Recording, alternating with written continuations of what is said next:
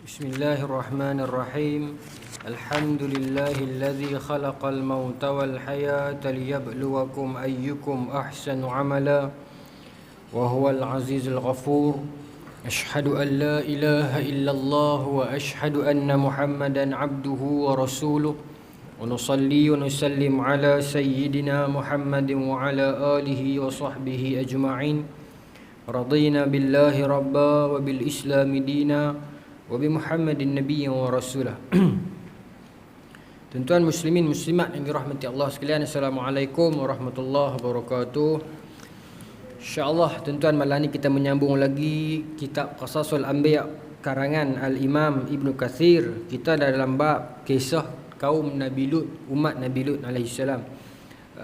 Kita dah cerita bulan sebelum ini bagaimana perihal sedikit sebanyak gambaran tasawur tentang perangai kaum Nabi Lut ini. Kemudian yang kita dah sebutkan, mereka ini mendatangi kaum lelaki, atatuna dzukra 'anil alamin. Kemudian mereka ini wataqta'una as-sabil, mereka ini juga suka merompok di tengah-tengah jalan. Kemudian mereka ini juga ada perilaku yang pelik, perilaku yang jelek, iaitu suka kentut dan jadikan kentut itu bahan gurauan dan sebagainya. Tapi ala kulli hal, yang paling utamanya ialah mereka ini ialah syirik dan juga perbuatan homoseksual itu. Ya. Kemudian malam ni kita nak sambung muka surat 254, yang mana setelah mereka itu mengingkari seruan Nabi Allah Lut alaihi salam, Allah hantar malaikat. Cuma malaikat yang sama pergi ke rumah Nabi Ibrahim dulu untuk menyampaikan berita gembira. Allah sebut dalam Quran, a'udzubillahi minasyaitonir rajim, inna Ibrahim la halimun awwahum munib, ya Ibrahim a'rid an hadza innahu qad jaa amrun rabbik wa innahum atihim azabun ghairu mardud. Yang bermaksud, sesungguhnya Ibrahim itu benar-benar seorang yang penyantun, lagi maha penghibah dan suka kembali kepada Allah. Wahai Ibrahim, tinggalkan soal jawab ini. Sesungguhnya telah datang ketetapan Tuhanmu, dan sesungguhnya mereka itu akan didatangi azab yang tidak boleh ditolak. Apa maknanya cerita ini? Baik. Cerita ini ialah disebut bawah ni, Nabi Ibrahim diminta agar tidak membahaskan perkara tadi dan berbicara masalah lain, iaitu yang kata ya Ibrahim a'rid an hadza. Siapa yang kata itu? Malaikat Jibril. Rombongan malaikat sampai ke rumah Nabi Ibrahim untuk mengkabarkan kepada Nabi Ibrahim tentang berita gembira yang Siti Sarah akan dapat anak, Nabi Ishaq. Kemudian cerita dia panjang, kita dah cerita dah dulu zaman Nabi Ibrahim tu. Kemudian bila cerita lagu tu, sambungan lagi, malaikat cerita mereka pula on the way singgah rumah Nabi Ibrahim ni, kemudian nak pergi terus kepada kota Sadum, tempat Nabi Lut, nak azab kaum Nabi Lut. Masa yang tu lah Nabi Ibrahim jadi tak senang duduk. Dialog di sini Ibn Katsir bawakan riwayat daripada Sa'id bin Jubair, daripada Sa'di, daripada Qatadah dan Ibn Ishaq yang menceritakan. Dia bukan hadis marfu' ini, tetapi dia semua riwayat Israiliyat ini. Baik. Okey. Pasal dia berhenti setakat Ibn Ishaq. Baik. Nabi Ibrahim bertanya kepada malaikat, apakah anda akan membinasakan negeri yang di dalamnya terdapat 300 orang beriman? Kalau dalam negeri itu ada 300 orang beriman, apa akan azab dalam negeri itu? Nabi Ibrahim tanya. Jawab malaikat, tidak. Kalau 200 orang beriman, kata malaikat, tidak. Kalau lah dalam negeri itu ada 40 je orang beriman, Nabi Ibrahim tanya. Nabi Ibrahim cuba tawar-menawar dengan mereka ni. Malaikat kata, kalau 40 orang pun kami tak azab. Kata Nabi Ibrahim, bagaimana kalau negeri itu ada 14 saja orang beriman, seluruh negeri itu? Jawab mereka, kami juga tidak akan membinasakan. Kata Nabi Ibrahim lagi, bagaimana pula kalau dalam negeri itu ada seorang orang beriman? Adakah engkau akan azab negeri itu? Maka kata malaikat, kami tidak akan membinasakannya. Maka kata Ibrahim, apakah jika di dalam negeri itu terdapat Lut, ataupun bukankah dalam negeri itu ada Nabi Lut? Sekurang-kurangnya kalau semua umat Nabi Lut itu tak beriman, tapi Nabi Lut ada dalam tu kan? Kenapa nak azab negeri itu? Dia risaukan Nabi Lut. Nabi Lut ni siapa? Anak saudara dia. Itu yang dalam ayat Quran disebut, inna Ibrahim la halimun awwahum munib. Nabi Ibrahim ni memang seorang yang lembut, seorang yang penyantun, seorang yang pengasih. Kemudian bila dia banyak bagain, minta kepada malaikat agar selotoklah, pelan-pelan lah, bagi chance dulu, bagi peluang kepada umat Nabi Lut dan sebagainya. Maka kata malaikat, ya Ibrahim, a'rid an haza. Dan bahasa orang putih dia macam mind your own business lah, macam itulah. Tinggalkan perbincangan ini. Bayangkan tuan-tuan, Nabi Ibrahim AS telah lama penantian Nabi Ibrahim nak dapat anak daripada rahim Siti Sarah. Lama sampai dah tua dah. Tiba-tiba malaikat main bagi tahu berita gembira itu, yang awak akan dapat anak melalui isyarah. Dan lepas sejurus habaq macam tu, malaikat pun pula bagi tahu yang kami ni pula ni ada tujuan lain. Kami nak pergi kota Nabi Lut, nak pergi azab umat dia. Nabi Ibrahim boleh tak tepi sat. He put aside yang berita gembira tadi tu. Dia duk risau yang ni. Tu Nabi Ibrahim tu. Dia duk risau yang ni. Yang apa nak jadi kat umat Nabi Lut ni, dia risau. Boleh tak bagi masa kat depa sat, tambah lagi ruang, kena peluang kepada depa. Kalau bukan pun kan Nabi Lut ada dalam tu, kesian lah. Sedangkan dia baru saja terima berita gembira yang bersifat personal untuk dia. Dia tak tepi. Dia fokus kepada yang tu. Itu Nabi Ibrahim AS. Sebab tu Allah Subhanahu Wa Taala puji Nabi Ibrahim AS dengan pujian yang bersangatan. Nabi Ibrahim ni Khalilullah. Wa man yarghabu an millati Ibrahim illa man safiha nafsah, kata Allah. Surah Baqarah ayat 130. Sesiapa yang raghabah, siapa yang benci agama Nabi Ibrahim, siapa yang tak suka kepada Nabi Ibrahim, yang tak selesa dengan agama Nabi Ibrahim, mereka itu illa man safiha nafsah. Tidak lain mereka itu melainkan orang yang memperbodohkan diri sendiri. Kerana apa? Kata Allah, wa laqad istafainahu fid dunya. Allah telah pilih Nabi Ibrahim di atas dunia lagi. Wa fil akhirati la minas salihin, dan di hari akhirat kelak dia akan termasuk dalam kalangan orang yang soleh. Apa yang ada pada Nabi Ibrahim ni? Allah sebut lagi, iz qala lahu rabbuhu aslim qala aslamtu lirabbil alamin. Yang mana Nabi Ibrahim ni bila mana Allah suruh buat without any procrastination, orang putih kata tak ada tunggu delay, tak ada tunggu masa. Allah kata buat, dia buat. Allah kata buat apa pun, hatta sampai sembelih anak dia buat. Tinggalkan isteri di tengah padang pasir, di wadi ghairi zar'in, satu lembah yang tidak ada sesiapa pun, dia tinggal. Asalkan daripada Allah, Allah suruh buat, maka dia tidak bertanya, without questioning Allah. Maka sebab itulah Allah pilih Nabi Ibrahim ini sebagai Khalilullah. Istimewa Nabi Ibrahim ni bukan sahaja sayang dia kepada umat dia, sayang dia juga kepada umat-umat yang lain. Sebab tu kita dalam semayang, kita tahiyat kita pun kita sebut nama Nabi Ibrahim AS. Sayang dia itu Nabi Ibrahim ni. Baik. Okey. Surat 255 ni, para ahli tafsir berkata setelah rombongan para malaikat yang terdiri daripada Jibril, Mikail dan Israfil. Israfil ni yang tiup sangkakala, dia pun turun padang. Maknanya azab yang nak mai kepada kaum Nabi Lut ni azab yang sangat besar. Berangkat pergi meninggalkan Ibrahim, mereka menuju terus ke negeri Sadum. Mereka menjelmakan bentuk dalam wujud para pemuda yang tampan sebagai bentuk ujian dari Allah Subhanahu Wa Taala terhadap kaum Lut, dan sekaligus sebagai bukti kekejian perbuatan mereka. Maknanya Allah pun tahu dah yang kaum Nabi Lut ni suka jantan. Jadi Allah nak uji mereka lagi. Allah jadikan para malaikat yang nak pergi tu menyerupai jantan lelaki yang handsome. Nak tambah lagi ujian kepada mereka. Dan yang keduanya, nak tambah lagi kesesatan mereka. Dan yang ketiganya, sebagai bukti, sebagai hujah, esok nanti mereka tak boleh pertikai Allah. Yang kata kami tak buat apa pun, tak ada saksi. Ada saksi dan ada bukti. Baik. Para malaikat bertamu kepada Nabi Lut tepat pada saat matahari terbenam. Maghrib lah kita kata. Lut rasa khawatir jika tidak diterima mengunjungi rumahnya, mereka akan diterima bertamu di rumah kaumnya. Cerita dia, Nabi Lut tak tahulah siapa yang mai 3 orang lelaki handsome ni. Dia ingat tetamu daripada luar. Jadi bila tetamu ni mai rumah dia, kalau dia tak terima, confirm tetamu ni akan pergi homestay, rumah orang lain. Kalau pergi rumah jiran dia yang lain, lagi teruk lah. Jadi dia terpaksa terima. Sebab tu dia kata ini adalah hari yang sangat susah. Baik. Tapi para ulama mufassir ini dia buat main beberapa jalan riwayat lagi. Contohnya macam Qatadah disebut bahawasanya dia ada dua tiga riwayat. Tapi yang disebut oleh Ibnu Katsir dalam ni antaranya dia ambil daripada Qatadah yang disebutkan bahawa para malaikat menjumpai Lut ketika sedang bekerja dekat kebun dia. Ya. Nabi Lut berasa malu. Suatu mereka hendak bertamu ke rumahnya. Di dalam perjalanan menuju ke rumah, Lut berjalan di depan sementara mereka berada di belakang. Lut menyindir melalui ucapannya agar mereka meninggalkan negeri itu dan singgah ke negeri yang lain. Ya. Cerita dia macam ni. Yang ni dari riwayat daripada Qatadah, kata masa dia jumpa Nabi Lut tu dekat kebun.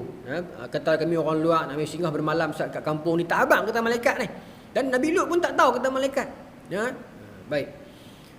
Maka bila habaq itu, Nabi Lut pun terpaksa offer rumah dia pasal the only safe house ni rumah dia saja. Tapi jadi dalam perjalanan daripada kebun dia nak pi ke rumah dia tu, dia susah hati. Nak halau keluar, takut dalam perjalanan nak keluar pun kena kacau. Jadi dalam on the way nak balik daripada kebun Nabi Lut menuju ke rumah dia ni, dia terpaksa iring 3 orang ni. Dalam riwayat kata dia duduk di depan. All the way tu, sepanjang perjalanan tu dia duduk mengata kaum dia sendiri. Dia kata, kampung ni bukan ada apa pun, bukan ada siapa main pun, teruk. Dan saya tak pernah jumpa lah orang teruk pada orang kampung ni. Dia duk cerita tu dengan harapan apa pergi balik lah. Dan dia tak tahu kata malaikat kan, dia ingat kata orang biasa. Jadi pergi balik lah. Dia tak gamak nak habaq kata pasal kes liwat tu.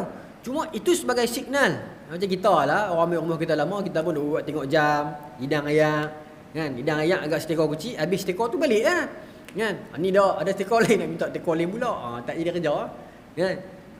Kadang-kadang orang Melayu ni dia kaya dengan santun, dengan sindiran. Sebab tu orang Melayu kalau orang ambil rumah dia pergi hidang ayak, sebab ayak itu adalah satu mesin masa ataupun jam ukuran. Habis ayak tu balik lah. Sepatutnya begitu, tapi sekarang dia tak berlaku begitu kan. Tapi itu antara falsafah dia. Banyak tuan-tuan benda-benda yang orang-orang dulu buat ni, dia ada sebab dan keperluan dia. Tapi hari ni kita banyak buang benda tu.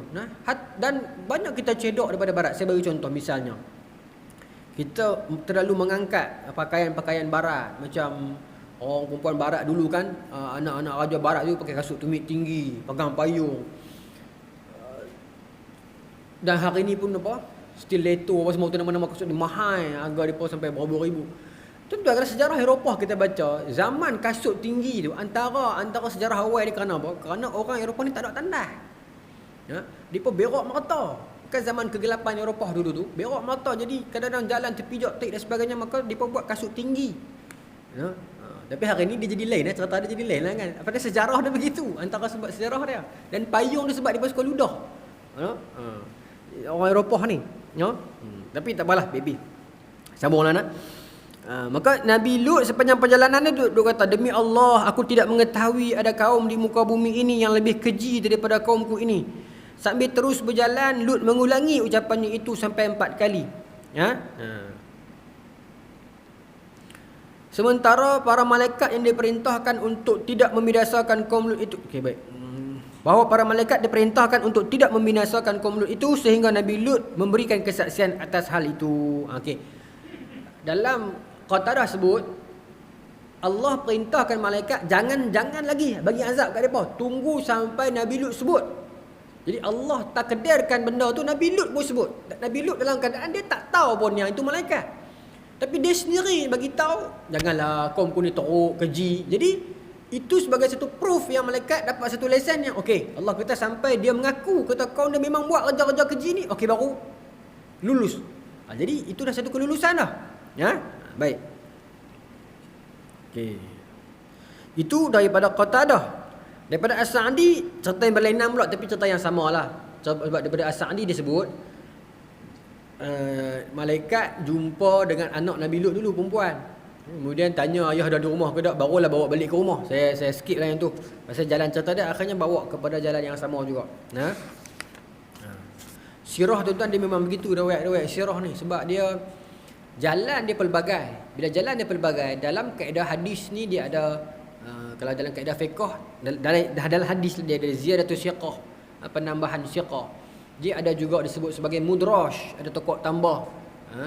Yang kadang-kadang yang disalahfahami sebagai hadis.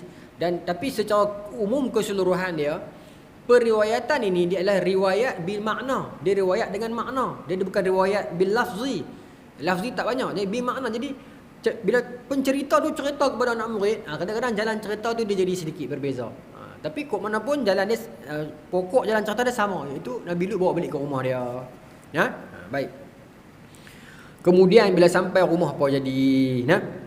Kemudian isteri Lut keluar rumah dan memberitahu kaumnya, seraya berkata, sesungguhnya di rumah Lut ada beberapa orang lelaki yang belum pernah aku melihat seorang pun yang lebih tampan dari mereka. Bini Nabi Lut pergi keluar abang. Tentu sedap amat tuan-tuan malam ni tu. Puih ceramah. Apa nama, isteri Nabi Lut pergi keluar abang pasal dia nak satu kedudukan dalam kaum itu, jadi dia nak pujian dan minta maaf sebut dia tak boleh simpan. Setengah daripada sifat wanita ni, kadang-kadang lelaki pun samalah. Dia kalau ada satu-satu cerita ni dia tak boleh simpan. Dia nak kena cerita juga, dia kena habaq juga. Apa yang berlaku di rumah dia nak kena habaq. Dan maaf sebutlah, benda ni dia berlaku. Kadang-kadang para wanita ni bukan kata benda tu buruk, benda tu elok pun dia akan seronok habaq. Kadang-kadang dia cerita lah suami dia lah segala-galanya, suami dia lah paling pandai sekali masak, suami dia lah paling pandai sekali basuh baju, suami dia lah segala-galanya. Esok perempuan lain ambil lelaki dia marah. Tapi dia yang nak promosi. Boleh cerita tapi ada kadar dan had dia. Kadang-kadang dia ada willing untuk cerita tu terlalu banyak. Dia punya tendensi nak cerita tu kan. Jadi begitu juga isteri Nabi Lut ni nak pergi habaq ni, laki ku ada tetamu mai sikit punya handsome, tak pernah jumpa ni, bukan orang kita ni, bukan orang sini. Maka dengar lagu tu tuan-tuan, Allah sebut waja'ahu qaumuhu yahra'una ilaih wa min qablu kanu ya'maluna sayyi'at. Mereka datang kepada kaumnya dengan dan datanglah kepada kaumnya dengan bergegas-gegas, dan sejak dahulu mereka selalu melakukan perbuatan keji. Waja'ahu qaumuhu yahra'una ilaih. Kaum dia pergi, waja'ahu telah pergi kepadanya, kaumnya kepadanya tu. Yahra'un jama'an. Depa ni berkerumun, bergegah-gegah pi ke rumah Nabi Nuh, rumah Nabi Lut. Dia dengar cerita kata lelaki handsome mai, terus berkerumun. Cuma persoalan handsome tak handsome ni tuan-tuan, dia persoalan yang subjektif sebenarnya, ke tak? Persoalan handsome ni dia merentasi zaman, dia berbeza-beza. Kalau tanya kepada kita siapa lelaki handsome hari ni, mungkin sebahagian besar dalam kalangan rakyat dunia akan mengatakan lelaki yang muka jambu, yang satu macam punya, muka perempuan tak perempuan, rambut luri. Lagu tu. Tapi kalau tanya 30 tahun dulu, lelaki yang handsome adalah lelaki yang muka sikit ada jerawat sikit, ada minyak sikit, kena rambut rinting sikit, nampak lagu maskulin sikit, itu baru handsome. Kan? Siapa yang meletakkan handsome tak handsome ni? Pemikiran kita diasuh ni tuan. Siapa yang bagi tahu putih tu lawa, hitam tak lawa? Sebab apa? Sebab pemikiran kita dah set macam tu. Nampak nak belah hitam malam ni kan? Kita set ni macam tu. Tengok tak yang interview Muhammad Ali yang dia kata, siapa yang ajak kita hitam tu teruk, putih tu lawa? Kalau putih ni semua bagus. Malaikat dalam neraka, malaikat dalam syurga pun putih kan? Jesus dekat gereja pun putih. Dia tanya mak dia kan, kenapa dalam Bible sebut malaikat-malaikat yang putih, yang hidangkan margarine lah, arak lah dekat kita? Malaikat-malaikat hitam buat apa? Dia tanya mak dia kan. Mak dia kata malaikat hitam duduk kat dapur kan, duduk potong buah. Dan banyak benda-benda hitam ni direlatekan dengan benda tak elok kan. Black magic kan, blackmail, semua black ni tak elok belaka. Ajaran sesat pun black metal, semua pakai black ni tak elok belaka. Maka benda tu tak mustahil lagi 10 tahun esok dia akan berubah benda tu. Baik. Benda ni persoalan cantik dan handsome ni subjektif. Tapi saya kekal dengan pendirian yang handsome ni dia mesti kena tall, dark and handsome. Tall and dark tu kena kan. Tapi tak tahu tak apalah, putih pun tak salah kan. Kadang-kadang susah hati tengok budak-budak saya kat sekolah kan. Kalau kata handsome ni dia pun suka sangat Korea. Suka sangat-sangat. Saya tengok pun tak cukup jantan. Tapi dia pun minat nak buat lagu mana kan. Tu saya kata zaman berubah. Zaman kita dulu hero-hero mesti kena satu macamnya, cengih bengking macam Iman Manan kan. Kemudian dia main zaman-zaman Awi, nampaklah bengking tu kan. Lepas tu dia main hero pelan-pelan patah, pelan-pelan lembut kan. Tak apalah buat lagu mana. Itu arus seni no. Tak apalah. Jadi bini Nabi Lut pergi keluar habaq.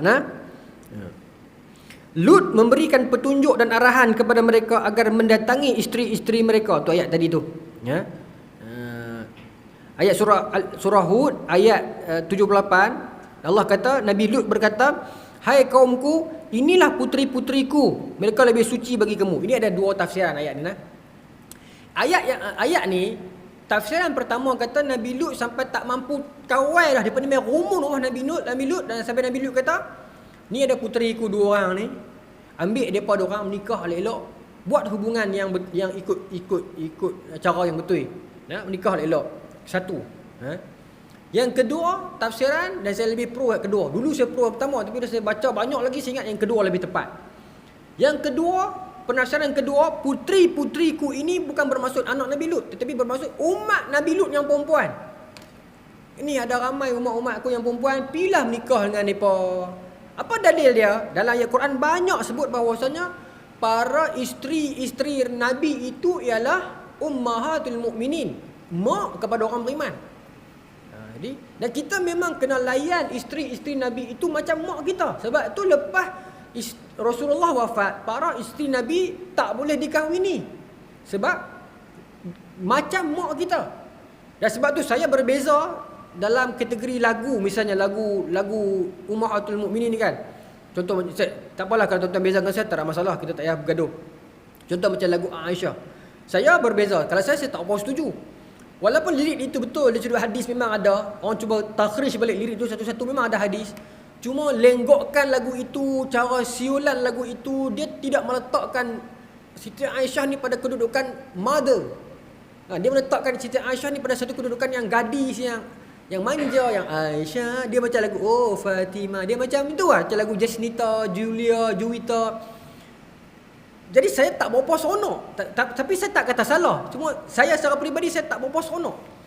Kalau kita nak buat lagu isteri Nabi, kita kena buat lagu yang kita meletakkan dia macam ayah dan ibu. Dia penghormatan itu lebih. Dia tidaklah dia jadi siulan yang ringan, yang ala Aisyah. Dia mak kita. Adakah mak kita nak buat lagu dia macam lagu siulan Jasnita, Julia, Fatimah ni? Tidak. Walaupun saya tak kata pembuat lagu tu salah. Mereka juga berhati-hati, lirik-lirik mereka itu ada takhrij dia itu. Cuma tak tahu, saya berbeza. Saya sendiri. Dulu saya seorang. Betul, saya tengok di YouTube Buya Yahya Indonesia. Dia pun juga antara berpandangan begitu kan. Dia kata tak salah, tapi rasa tak apa nak puas pasal kita letak mak kita tinggi. Siti Aisyah ni tuan-tuan, dia gedung ilmu. Lepas Nabi tak ada, kebanyakan sumber-sumber hadis yang bersifat rumah tangga Nabi, dalaman Nabi ni Siti Aisyah lah. Kan? Jadi mak kita kena letak satu. Bila kita jadi siulan lagu ringan santai, bukan salah, tapi tak tahu saya nak abang, saya takut orang salah faham. Tapi secara peribadi kalau saya kurang. Saya tak kata lagu tu salah, cuma bila kita meletakkan kedudukan ummahatul mukminin, ummul mukminin Siti Aisyah tu tinggi. Jadi tak gamak nak siulan lagu-lagu macam tu. Bukan saya kata lagu tu haram dan salah, tidak. Sebab kita meletakkan sebagai kedudukan yang sangat tinggi, ibu. Ibu. Okey, boleh anda? Baik.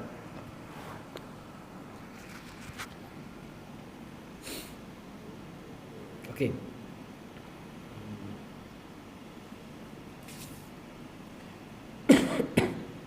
Kemudian lepas Nabi Lut offer macam tu, mereka kata kepada Nabi Lut, hang pun tahu yang kami tak suka perempuan. Saya skip pasal belakang ni saya nak habis malam ni kot. Hang pun tahu kami tak suka perempuan. Kenapa hang offer perempuan? Saya dikah yang tu. Kemudian Nabi Lut menyuruh mereka untuk mendatangi isteri-isteri mereka dan mengingatkan agar mereka tidak meneruskan perbuatan keji mereka. Tetapi mereka tidak mengendahkan seruan dan larangan Nabi Lut. Bahkan setiap kali dilarang, mereka justru semakin ganas berbuat kekejian terhadap para tamu Nabi Lut. Mereka tidak mengetahui apa yang akan terjadi dan menimpa mereka. Baik. Mereka tidak tahu bahawa para tetamu itu ialah para malaikat. Nabi Lut pun tak tahu, mereka pun tak tahu. Okey. Baik, sambunglah. Para ahli tafsir dan yang lain menyebutkan bahawa Nabi Lut alaihissalam melarang dan mencegah kaumnya masuk rumah. Cerita dia, mereka duduk di luar rumah. Mereka duduk tolak pintu nak masuk, nak ke rumah, nak pergi kat 3 orang pemuda handsome ni. Nabi Lut tutup pintu. Dalam keadaan pintu yang tertutup. Namun mereka melempar kunci dan papan pintu rumah itu. Melempar ni maknanya mungkin dia tolak. Angkah juga. Angkuh juga. Okey. Di sebalik pintu, Nabi Lut AS telah menasihati dan melarang mereka. Tuan-tuan boleh bayang nak suasana tu macam mana. Mereka duduk di belakang pintu satu kampung, duduk tolak pintu nak komun, nak bahasa kasar sikit macam nak rogol lah. Masa dia nak mendatangi dalam arti kata nafsu syahwat 3 orang pemuda ni. Nabi Lut tok palang di pintu, papan palang tu, tahan di pintu seorang-seorang dia. Sebab tu dia kata, kalaulah ada lelaki lain yang duduk ada di belakang aku ni, kau akan lawan dengan hamba. So Nabi Lut keseorangan pada masa tu. Ya, baik. Dalam surah Hud ayat 80, Allah rakamkan kata-kata Nabi Lut. Dia kata apa? Seandainya aku ada mempunyai kekuatan, itu. Kalau aku ada kekuatan untuk menolak kamu, atau aku dapat berlindung kepada keluarga yang kuat. Maksudnya kalau aku ada laki-laki mana yang kuat, aku boleh berlindung, ataupun aku ada sokongan mana-mana, aku nak lawan dengan hamba. Tapi aku seorang, tak ada daya. Lalu bila dengar lagu tu, malaikat pun terus berkata, para utusan, iaitu malaikat berkata, hai Lut, sesungguhnya kami ini adalah utusan-utusan Tuhanmu. Barulah malaikat, barulah Nabi Lut tahu, 3 orang tetamu tu bukan orang biasa-biasa, bukan kaleng-kaleng. Ini malaikat rupanya Allah hantar. Malaikat boleh mai menyerupai orang, boleh kan? Kita dah cerita dah kan. Kalau sahabat Nabi, malaikat suka mai dalam wajah Dihyah Al-Kalbi, apa parah yang handsome, ya? Dihyah Al-Kalbi. Dan dalam hadis yang lain daripada riwayat Sayyidina Umar tu, malaikat mai yang kata Sayyidina Umar, seorang lelaki yang datang yang syadidul bayadus siyab, yang pakaiannya sangat putih serlah, syadidus sawadul sya'r, dan rambutnya hitam merlip, ya, la yura alaihi asar safar, dan tidak ada padanya itu tanda-tanda orang musafir. Sayyidina Umar cerita kan, malaikat lah lelaki tu, ya, mailah rupa lelaki-lelaki yang handsome, ya. Baik, maka malaikat kata, kami adalah utusan Allah. Sekali-kali mereka tak akan mampu mengganggu kamu. Sebab itu pergilah dengan membawa keluarga dan pengikut-pengikut kamu di akhir malam. Dan janganlah ada seorang di antara kamu yang tertinggal, kecuali isterimu. Sesungguhnya dia akan ditimpa azab yang akan menimpa mereka, yang akan menimpa kerana sesungguhnya saat jatuhnya azab ialah waktu subuh. Bukankah subuh itu sudah dekat? Dalam Quran disebut alaysa subh qarib, bukankah subuh dah dekat? Ayat ni tuan-tuan, kita ingat balik tadi kita cerita, malaikat tu mai bertamu di kampung Nabi Lut maghrib, senja tadi kan. Lepas tu dia mai singgah di rumah Nabi Lut, tak ada nak buat apa lagi, baru duduk, bila dia keluar pergi habaq dah, dia pamai rumun. Maknanya peristiwa ni, plot ini berlaku dalam within pukul 8 ni gitu. Kalau kita terjemahkan dalam time range Malaysia ni, ibarat macam pukul 6 sampai rumah pukul 7 kata. Tak ada nak buka TV cari karama apa, tak ada, dia pamai berumun dah. Pukul 7.30, pukul 8 dia dah jadi kecoh dah kat situ. Betul malaikat kata kat Nabi Lut, kami ni malaikat, jangan takut. Lah ni hang keluar dengan keluarga hang, pi paling jauh sekali. Pasal azab akan mai kat depa subuh sat lagi. Alaysa subha qarib, bukankah subuh dah dekat dah? Betul. Apa pengajaran ayat ni? Satunya umat-umat terdahulu juga ada waktu-waktu semayang, waktu-waktu mereka. Kalau bukan waktu semayang pun, waktu fajar itu telah disebut dengan waktu fajar, ya. Baik. Yang keduanya, sebenarnya waktu subuh bukanlah dekat, jauh juga. Pasal nak lintas isyak dulu, nak lintas malam pukul 9, 10, 11, 12, nak pergi subuh tu jauh. Tetapi kenapa malaikat kata pergi jauh-jauh pasal subuh dah dekat? Sebab coverage area, kemusnahan yang akan di-cover oleh bencana yang nak mai saat itu, dia sangat besar. Walaupun subuh, jadi hang kena keluar sekarang juga agar hang boleh pergi jauh. Itu maksud dia. Maknanya jangan tunggu kata subuh pukul 5, jangan tunggu pukul 4 baru nak keluar. Tak, kena lari keluar ni juga. Pergi sejauh yang boleh. Walaupun subuh nak mai, satgi bawa azab, tapi sebab coverage area tu sangat besar, maka kena keluar sekarang. Ya? Baik. Para ahli tafsir mengemukakan bahawa Jibril keluar rumah menemui kaum Nabi Lut, lalu memukul wajah mereka dengan kepakkan sayapnya, sehingga ada yang mengatakan bahawa mata mereka menjadi buta dan tidak tertinggal kelopak mata dan biji mata mereka. Jibril dah keluar daripada rengkau pintu. Jibril keluar, Jibril bagi sedah dia dekat mata mereka semua, jadi buta habis. Jadi disebut Mata mereka menjadi buta dan tidak tertinggal kelopak mata dan biji mata mereka. Ya. Bahkan bekas mata mereka pun tidak terlihat. Maksudnya dalam tafsir sebut Jibril, saya tak tahu nak terjemah bahasa macam mana, tapi ribah sedah dengan sayap dia, semua mata mereka jadi buta. Cuma dalam tafsir kata bukan buta lagu mana, dia jadi lagu ni. Jadi sama. Tak ada bentuk kelopak, tak ada apa, dia sama tu semua. Sama. Bukan dia congkeh biji mata dak. Biji mata duk ada, tapi dia Jibril bagi sudah dia sama tu dinding ni sama. Dinding bentuk kelopak pun tak ada. Ya. Dalam keadaan begitu depa teraba-raba, itu pun depa tak takut lagi. Ya. Sebenarnya tuan-tuan, dalam psikologi, orang nerve yang takut dengan nerve nafsu dia duduk dalam satu aliran, satu nerve. Ya. Kalau dia takut, nafsu dia akan slow pasal dia share satu channel. Ya.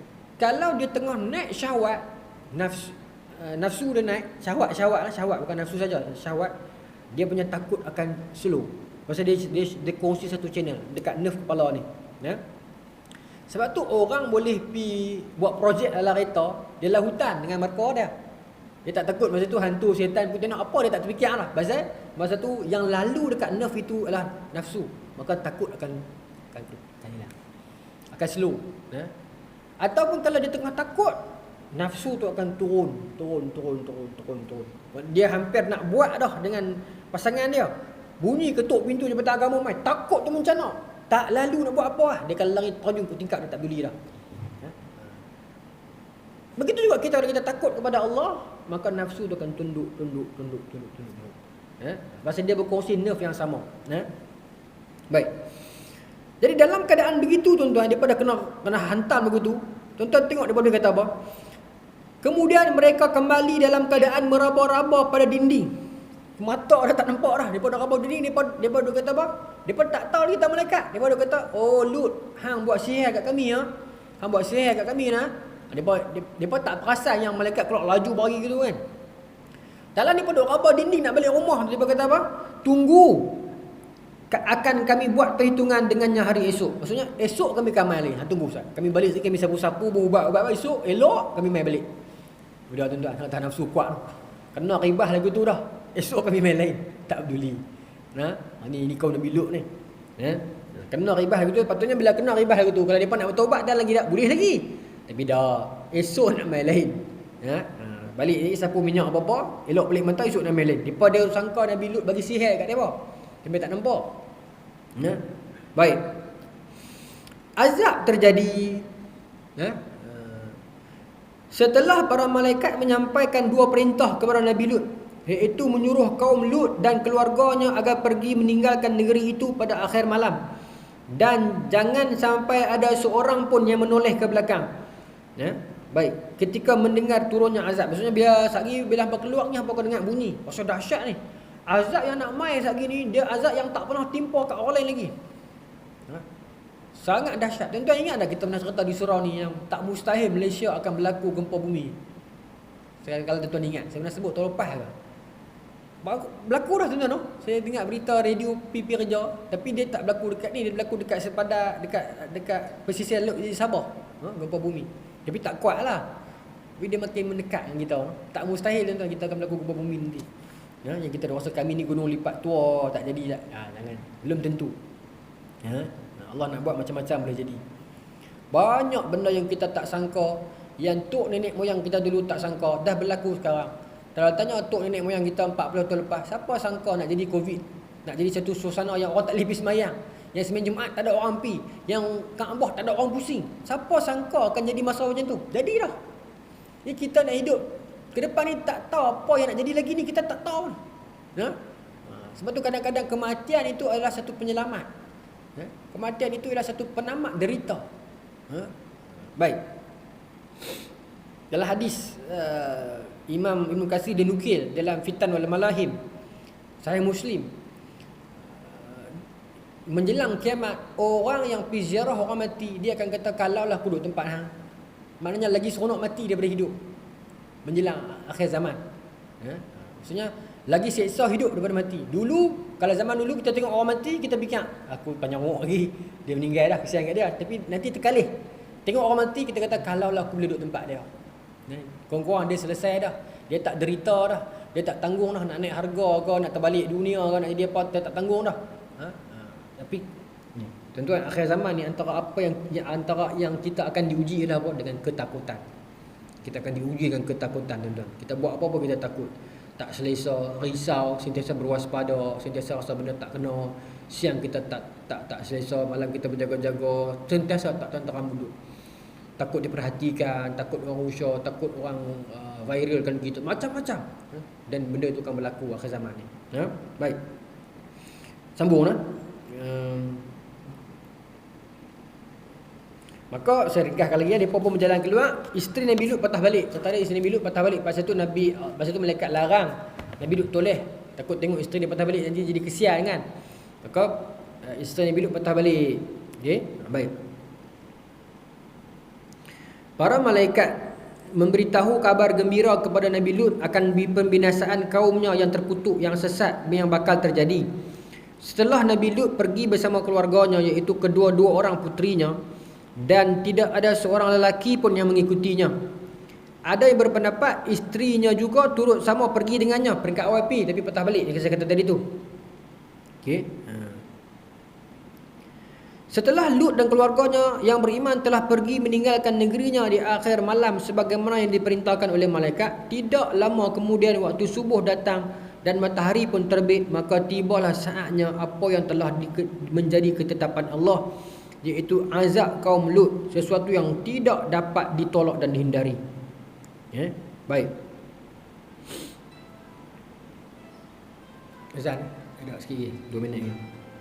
Kata Allah, falamma jaa amruna ja'alna 'aliyaha safilaha wa amtarna 'alayha hijaratan min sijilin mansud musawwamatan 'inda rabbik wa ma hiya minaz zalimin biba'id. Sadaqallahul azim.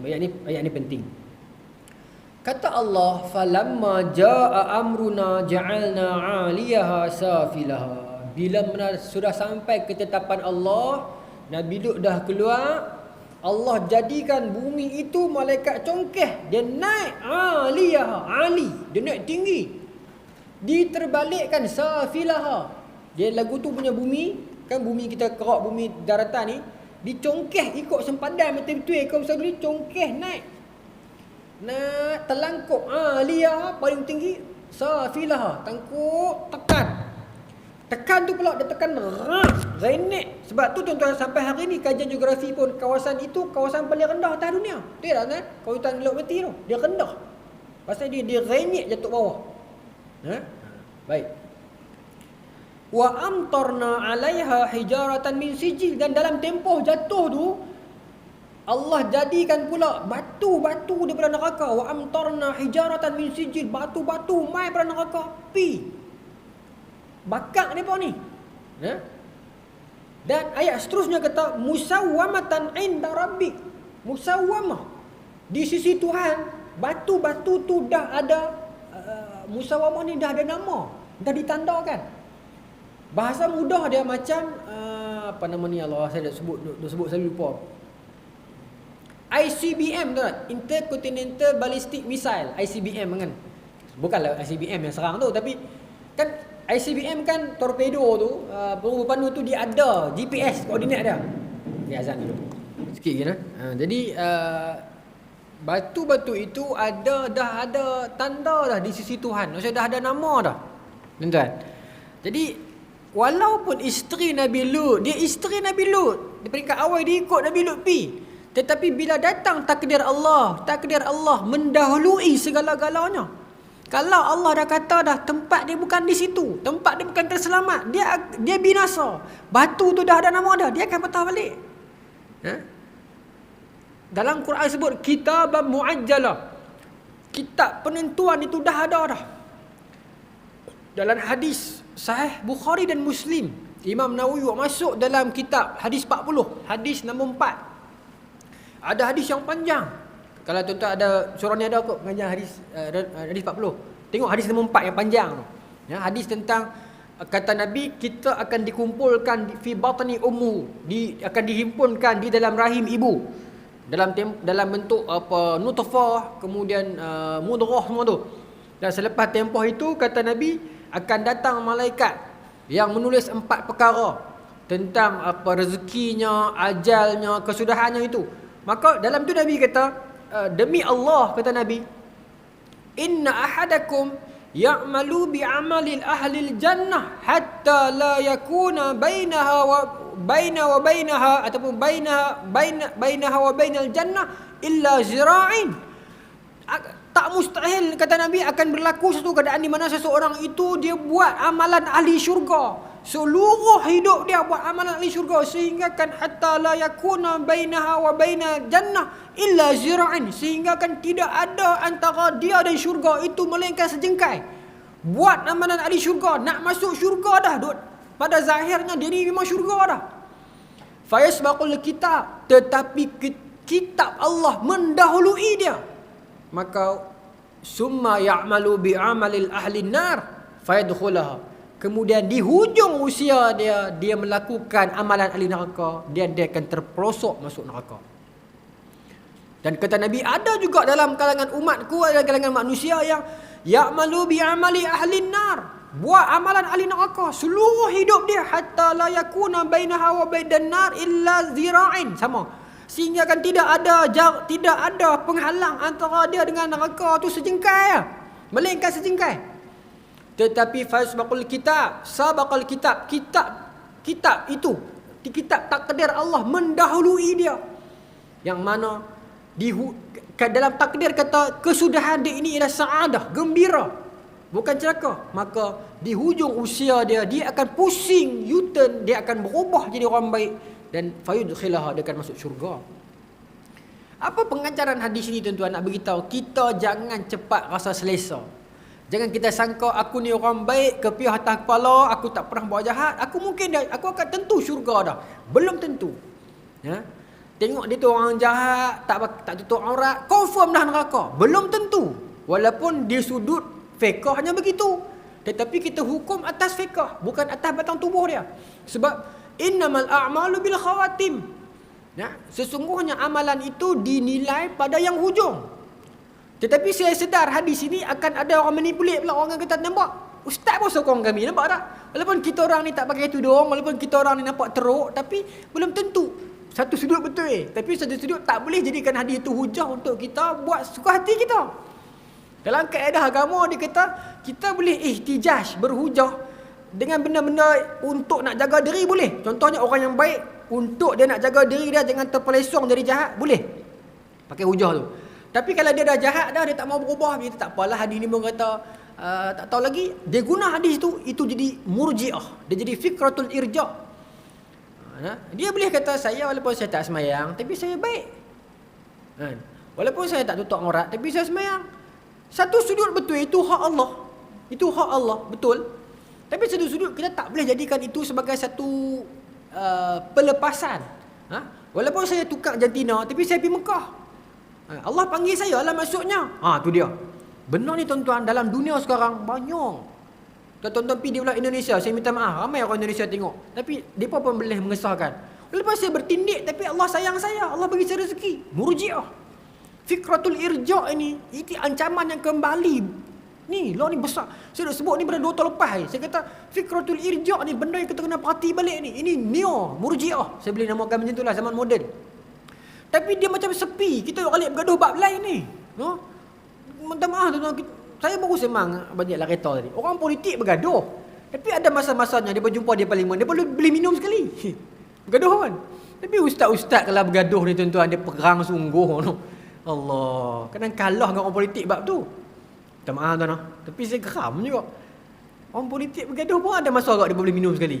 Kita ni sampai sinti lengan, sampai kadang-kadang kita faham ustaz-ustaz bergaduh ni depa ada adab dan akhlak. Korang depa bergaduh sikit-sikit, tapi depa boleh terima lagi. Tapi apa jadi pengikut di bawah ni? Cuba selok sebentar komen di bawah tu tuan-tuan. Maki, hamun, ugut, nak tumbuk, nak bakar, nak bunuh, nak tahan kereta. Hanya kena perbezaan pemahaman 1-2 teks yang khilaf. Kita nak bawa agama ni pergi ke mana ni? Sedangkan kita ada ancaman lagi besar ni Murji'ah moden ni, fikratul irja' moden ni. Dah masuk, tuan-tuan tanya anak-anak kita, cek anak-anak kita di rumah ni. Lagi melampau lah ni. Ni yang remaja-remaja ni. Fikrah ni dah masuk dah. Ya. Korang semua tak boleh judge I, korang tak kenal I. Allah sayang I. Ya, habis itu. Dulu kan dia bayangkan Tuhan ni macam mana? Aura. Macam mana dia sebut kan? Saya bukan fitnah kan, dia memang sebut kan. Ibarat satu aura, masing-masing pakai nak terjemah masing-masing. Bahaya tuan-tuan. Bahaya. Lepas tu yang tak tahu, saya nak kata yang tu yang depa buat majlis dengan Habib Umar tu. Habib Umar tak salah lah. Jadi saya pula kenal lagi. Habib Umar tak salah. Habib Umar tak tahu apa pun. Cuma bila majlis tu jadi macam golongan begitu boleh bercakap kan. Dan tengok orang majlis tu kan, yang kita orang ni adalah wakil LGBT kan, dia cakap gitu kan. Tak kena lah, tak menghormatilah ulama kat depan tu. Kurang-kurang kita saring lah siapa yang nak tanya tu kan. Tak mahu benda tu jadi normalisasi. Kadang-kadang saya disombong kalau saya kata macam tu. Kurang-kurang hang lapik kata kami ni kaum yang diuji oleh Allah, jadi lembut, jadi minta pendapat Habib macam mana ni ruang kami di akhirat ada kami nak bertobat. Tapi Habib cakap, Habib jawab kemah, Habib Umar jawab kemah. Cuma bila dia cakap kami ni wakil LGBT, tu tengok ada video tu, kau saya seorang tengok balik. Apa hang iktiraf perkataan tu? Lepas tu tuan-tuan tengok moderator tu kata apa? Pengacara tu, terima kasih kok apa dia panggil kan. Dia sebut kok pula. You endorse pula. Kok pula kata kat dia. Ini majlis agama ni. Kelak tuan-tuan, dia akan jadi normal. Jadi normalisasi je benda ni. Siapa pun kamu boleh main join. Bukan saya nak kata majlis ilmu agama kena eksklusif, tidak. Kalau awak main pakai seluar jean, pakai t-shirt, main lah. Cuma ada limitasi dia. Bukan semua boleh langgar tuan-tuan, tidak. Sebab tuan tengok gambar John Wick yang 4 baru keluar kan. Dia kata without rules we are nothing. Tanpa undang-undang kita tak ada apa. Kita dengan haiwan tak ada beza. Saya risau yang tu. Akhirnya nanti semua orang akan kata saya ada hak. Betul ya ada hak. Allah Maha Pengasih, Maha Penyayang, Maha Pengampun, Maha Pemurah. Betul, tak ada siapa nafi. Cuma cara kita mengguna pakai ayat tu. Hadis tadi tu kalau kita guna untuk kita jangan rasa selesa. Saya belum tentu, tuan-tuan belum tentu. Jadi kita kena sentiasa dalam hikam ajak kita apa? Sentiasa ada khauf, raja, takut kepada Allah, harap kepada Allah agar Allah terima kita. Tak apa? Sentiasa berhati-hati. Bukan kita kata oh kalau macam tu tak apalah buat apa pun, belum tentu. Jangan. Sebab apa? Nabi sebut walakin saddidu. Wala bagaimanapun ikutlah peraturan yang betul. Saya sambung boleh 2 minit kita tak dan. Saya cepat Jadi begitulah yang jadi kepada isteri Nabi Lut. Walaupun kita nampak dia isteri Nabi kan, dia pun dah boleh selesa dah keluar dengan Nabi Lut dah. Tapi bila Allah kata nama dia di neraka, batu tu dah musawamatun inda rabbik, batu tu yang nak rejam dia tu dah ada tanda nama dia dah. Dia larilah hujung dunia pun Allah tetap akan dapat dia. Dalam hadis sahih Muslim, seorang lelaki, "La qadara alayya rabbi la yu'adzibanni 'adzaban ma 'adzabahu ahada." Saya kebetulan hadis tu saya ulang di surau ni. Seorang lelaki yang dia nak lari pada Allah. Kan? Dia nak lari pada Allah. Dia kata kepada anak dia, kalau pak mati, bakar mayat ayah, bakar mayat pak, tumbuk abu mayat pak tu, lempak di angin. Zaruni fir rihi. Kenapa? Anak dia kata, kenapa ayah? Dia kata, kalau Allah jumpa ayah, Allah akan azab ayah. Jadi dia nak lari pada Tuhan. Kata Nabi, bila dia mati, Allah kata kepada bumi, ya ardh ijma'i ma fiki. Impun semua atas badan hang ni, habuk-habuk badan ni, dan dia dibangunkan depan Allah. Tak boleh lari pada Allah. Jadi kita nak tak tahu kita serah pada Allah, tawakal pada Allah, doa pada Allah setiap masa agar Allah terima kita dan agar kesudahan kita jadi baik. Itu saja. Kita tak boleh cerca golongan itu atas batang tubuh. Kita doakan mereka dapat hidayah. Tapi dalam satu segi kita tak boleh juga iktiraf mereka. Kita nak raikan boleh tapi jangan berlebih-lebihan agar dia tak jadi fitnah kepada agama balik. Jadi kita terperangkap antara dua satah itu, antara kita nak bagi tahu yang awak ni tak jauh lagi dosa besar macam mana dosa awak, Allah ada. Mainlah betul. Tapi awak jangan guna larah-larah yang seolah-olah kami ni endorse awak punya perbuatan. Betul. Walaupun saya tak semayang, tapi saya baik. Ada orang macam tu ustaz. Bohong. Saya tak percaya. Baik macam mana pun, kalau dia tak baik dengan Allah, macam mana dia baik dengan manusia? Tapi dia baik ustaz. Tak jumpa lagi jahat dia. Saya yakin saya minta maaf. Saya minta maaf. Saya bukanlah orang yang semayang 5 waktu daripada kecil. Saya tahu saya bukan main pada beranak-beranak anak cucu tu ulama. Saya bukan begitu. Tapi saya yakin, sebab kita pernah melalui dua fasa zaman itu, kita kata, dok, kalau orang tu tak semayang, kalau dia tak baik dengan Tuhan, mustahil dia boleh baik dengan manusia. Kalau kita nampak dia baik pun, sama ada dia fake ataupun dia belum keluar dia true colours. Ya, itu sebab solat memang mencegah fahsyat dan munkar. Kalau tuan-tuan kata, tapi Ustaz, ada orang jahat, dia semayang Ustaz, tapi dia jahat, tunggulah dia akan jadi baik. Tengoklah, dia akan U-turn juga nanti. Ya. Sebab solat dia itu, either dia khusyuk ataupun tak khusyuk, tapi solat dia akan jaga dia juga. Kalau lagi bagus kualiti solat dia, lagi bagus penjagaan solat tu terhadap dia. Siapa nak nafi? Itu ayat Quran. Allah kata solat akan jaga dia. Kalau solat dia katalah teruk, tapi dia semayang juga, dia melazimi 5 waktu, teruk macam mana pun, tuan-tuan tengoklah, dia akan berubah. Kita tengok kawan-kawan kita tu kan, di sebuah bekas college dulu kan, belajar universiti semua. Kita ada kawan-kawan yang semayang tak tinggal, tapi hawa.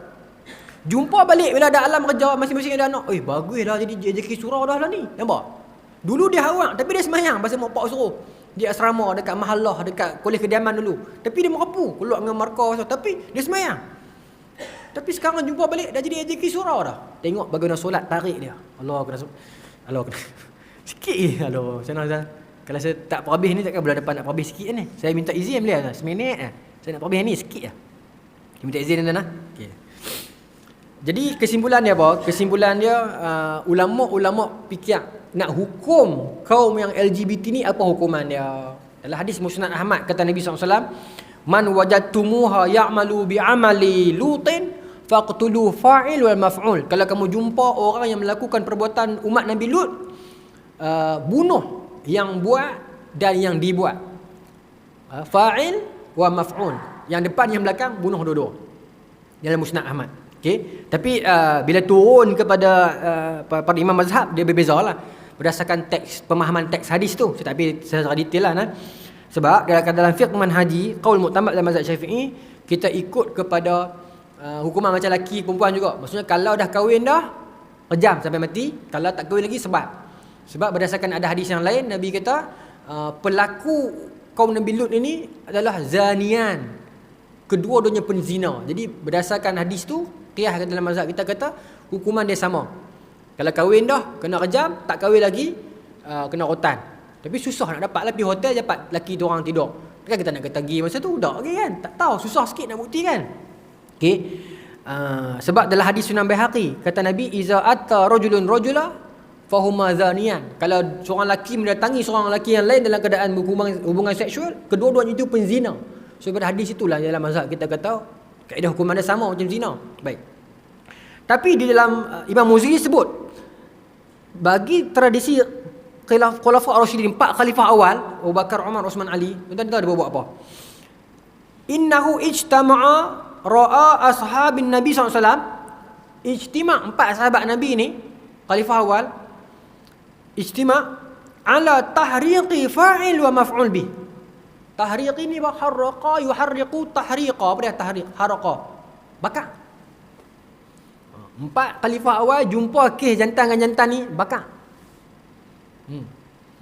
Dan tak mustahil tuan-tuan, di dalam Bidayah wa Nihayah Ibn Katsir juga bawa cerita Sayyidina Abu Bakar pernah bakar seorang tok bomo syirik. Fujaah nama dia. Dia dibakar dekat perkuburan Baqi'. Dia syirik, dia nabi palsu, dan dia bawa orang sesat. Sayyidina Abu Bakar bakar dia. Nah, dalam Bidayah wa Nihayah tuan-tuan cek. Nah. Tapi akan ada kritikan lah, ada orang kata, tapi ada hadis Nabi tak bagi bakar. Memang ada hadis. Panjang, janji pendek jadi panjang. Seorang lelaki nama dia Hubar bin Aswad, dia yang pergi jolok unta bagi terbalik. Masa unta tu bawa Siti Zainab anak Nabi nak bawa balik ke Madinah tu. Tu cerita panjang. Bulan depan lah. Ataupun nanti saya selit. Jatuh unta tu, Siti Zainab mengandung masa tu. Rosak rahim dia. Dan tak lama lepas tu Siti Zainab meninggal dunia. Maka Nabi sebut, jumpa 2 orang ni. Seorang nama Hubar bin Aswad, seorang lagi saya lupa nama. Bakar dia. Bakar dia berdua. Fa'ahriquhuma. Bakar dua orang tu. Jadi bila sahabat keluar api, maka Nabi tarik balik. Nabi kata jangan bakar. Sebab azab dengan api ni hanya milik Allah. Mungkin ada ulama yang akan pakai hadis ni untuk nak kritik riwayat itu. Tak apalah, itu akademik, itu tak ada masalah, itu berbeza biasa. Cuma Hubar tu bila dapat tangkap dia masuk Islam. So Nabi tak buat apa ke dia. Dia masuk Islam dah. Jadi adakah kita hari ni kita betul bakar? Tak, bukan kerja kita, itu kuasa pemerintah. Kita mazhab Syafi'i kita ikutlah dalam fiqh Naji sebut. Sebat ataupun kerja dengan batu. Tapi kalau riwayat yang kata 4 Imam Muziri sebut 4 khalifah awal tu bakar, itu menandakan itu ijtihad depa sebab mereka ni 4 sahabat. Kemudian apa nama ni, itu ijtihad depa ala apa? Takzir depa, contoh macam Sayyidina Umar. Kan hadis kan hudud 40 sebatan. Zaman Sayyidina Umar dia up 80 sebatan kan, bermaksud kadar pertimbangan depa. Okay. Jadi kita tak mampulah. Jadi itu cerita dia. Jadi itulah cerita kaum Nabi Lut, azab yang menimpa mereka, apa yang berlaku sekitar kisah depa ni. Wallahu taala alam. Boleh tuan-tuan? Bulan depan panjang umur kita sambung lagi sama ada perbahasan dalam ni, kalau ada yang tak habis lagi ataupun kita pergi ke next nabi. Wallahu ta'ala a'lam. Alhamdulillah selesai. Bismillahirrahmanirrahim. Allahumma razuqna fahman nabiyyin wa hifdhal mursalin wa ilmal malaikatil muqarrabin wa hadina fi hidayatil arifin bi rahmatika ya arhamar rahimin. Walhamdulillahi rabbil alamin. Assalamualaikum warahmatullahi wabarakatuh.